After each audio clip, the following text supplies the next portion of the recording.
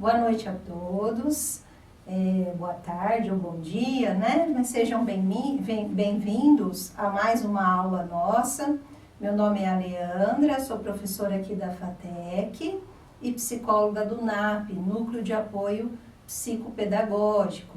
O assunto de hoje são 3 temas: transtorno de déficit de atenção e hiperatividade, deficiência visual e surdo-cegueira, e considerações dos transtornos comportamentais. Então, são 3 temas legais e interessantes para quem deseja atuar na área da educação, tá? Informando vocês que os assuntos iniciam a partir da página 259 da nossa apostila. Então, vamos lá, o primeiro tema: transtorno de déficit de atenção e hiperatividade. É comum no ambiente escolar encontrarmos graus variados de atenção, agitação e impulsividade. No entanto, há alunos que são incapazes de controlar esses comportamentos em decorrência de um transtorno neurobiológico de caráter hereditário, conhecido como déficit de atenção e hiperatividade. Bom, reconhecer a hiperatividade, a desatenção e a impulsividade como sintomas de um transtorno não deixa de ser complexo, pois a realidade nos mostra, o quanto a escola ainda está despreparada ou se preparando para atender a essa diversidade. Devemos ficar atentos também a alguns alunos que manifestam alterações no comportamento provenientes não de uma patologia, mas sim de uma praxis social e pedagógica que reforça ou desencadeia esses comportamentos. Diante disso, cabe a nós, professores, investigar em que situação do ambiente escolar o excesso de agitação, impulsividade e dificuldade fixa a atenção, tornando-se mais evidente.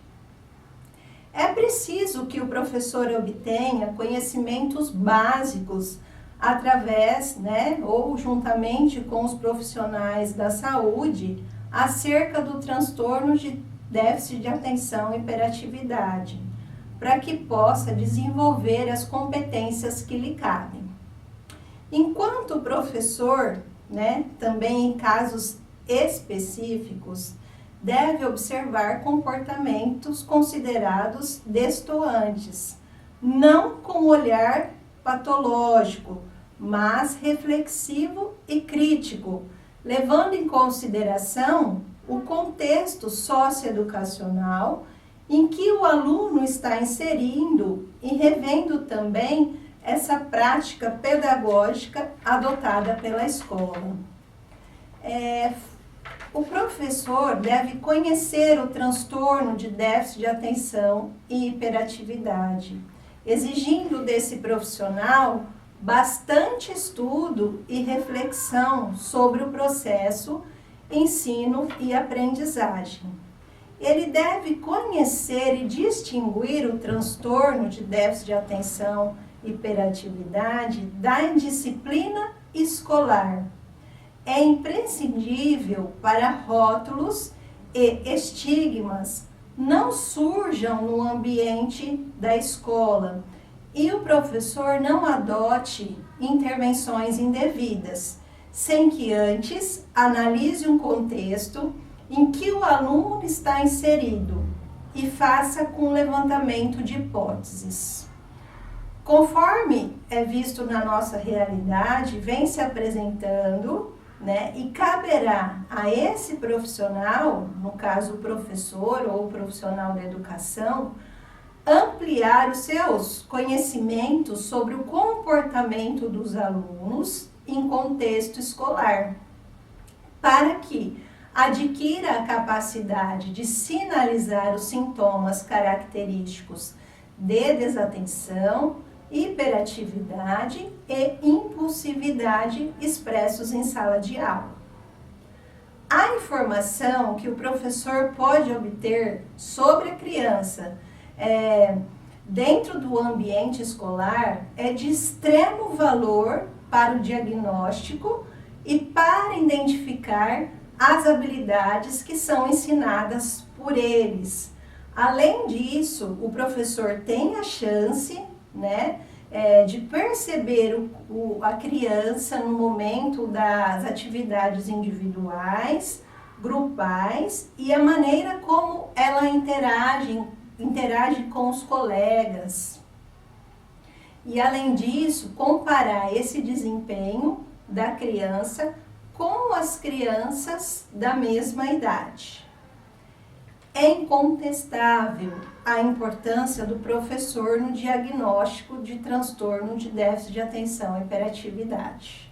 No entanto, não cabe ao professor diagnosticar, e sim compartilhar com outros profissionais as observações e as intervenções adotadas em salas de aula. Bom, além disso, né, evidências ou providências são importantes diante desse diagnóstico que é feito, né, em parceria com os pais, com profissionais da saúde e terapeutas, tá?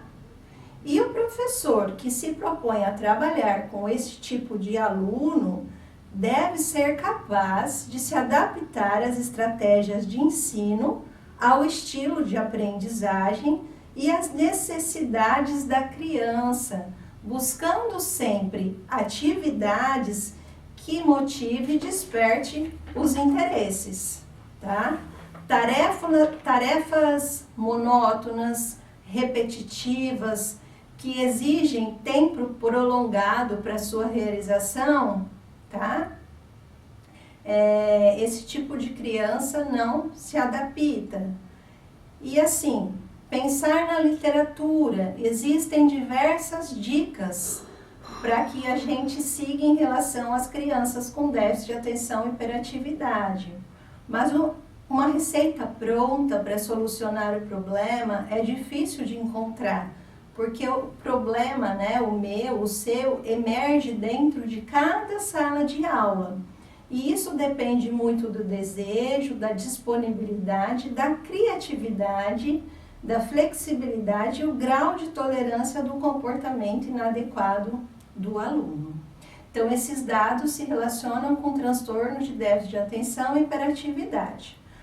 Enquanto a deficiência visual e surdo-cegueira, o que traz para a gente, tá? Vamos pensar assim, deficiência visual, tá?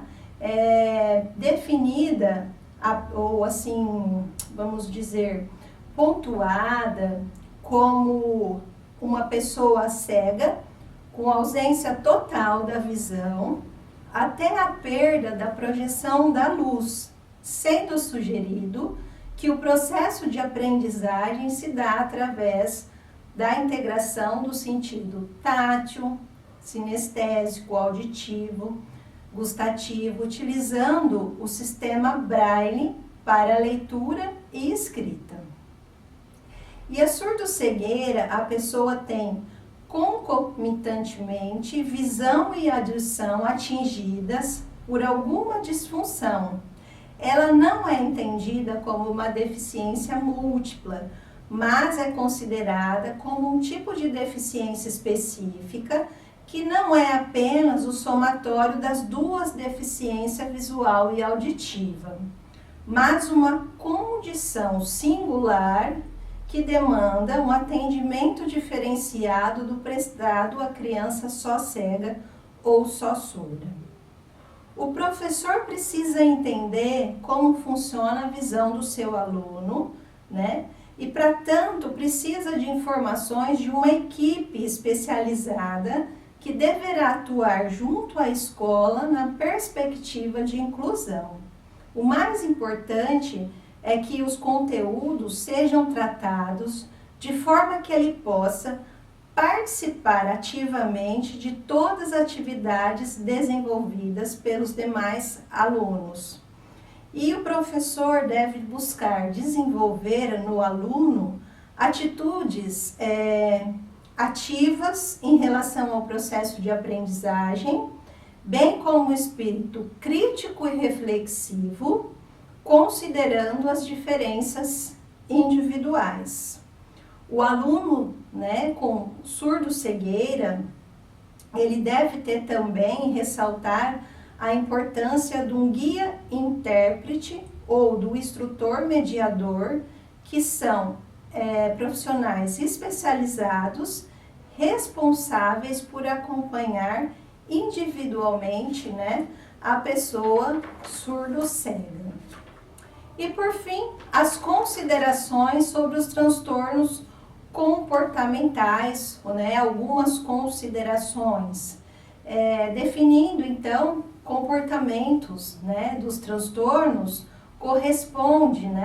não corresponde a determinadas regras pessoais, sociais, próprias de determinadas idades infantos-juvenis ou infanto-adolescentes, que determinam um choque entre as quais condutas e as condutas ideais normatizadas pelos pais, pela escola e pela comunidade, né? E o importante é que a gente diferencie dentro dos transtornos comportamentais os desvios que são normais e anormais. Só definindo o desvio para vocês é tudo aquilo que não corresponde a uma resposta adequada. Os desvios normais, para que vocês entendam, é quando a criança, né, realiza ou atrapalha uma dinâmica comportamental dentro de um contexto específico. Exemplo, desinteresse do aluno em um dia na sala de aula ou ausência de regra. Já o desvio patológico ultrapassa essas condições ambientais. Exemplo para vocês: o aluno que bate num colega, tá, sem nenhum motivo e o agride sem explicar o porquê, tá?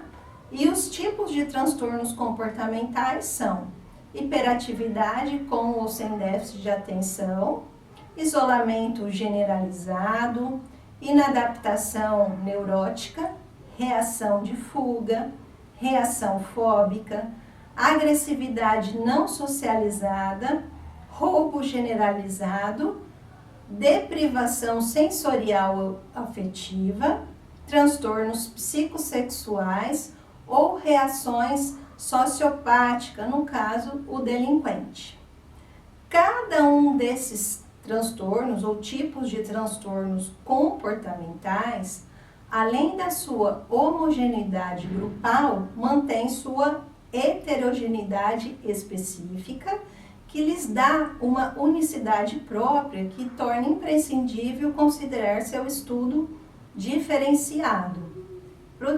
Para as considerações dos transtornos, né, comportamentais, não basta reforço educativo ou reeducativos, isolados de pessoa e instituições. É necessário que o indivíduo seja ajudado pela sociedade para o desenvolvimento integral e harmônico de uma comunidade.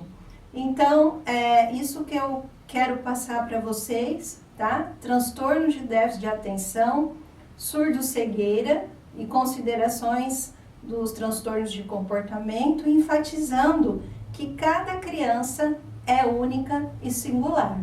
Um grande abraço e espero vocês amanhã na nossa aula.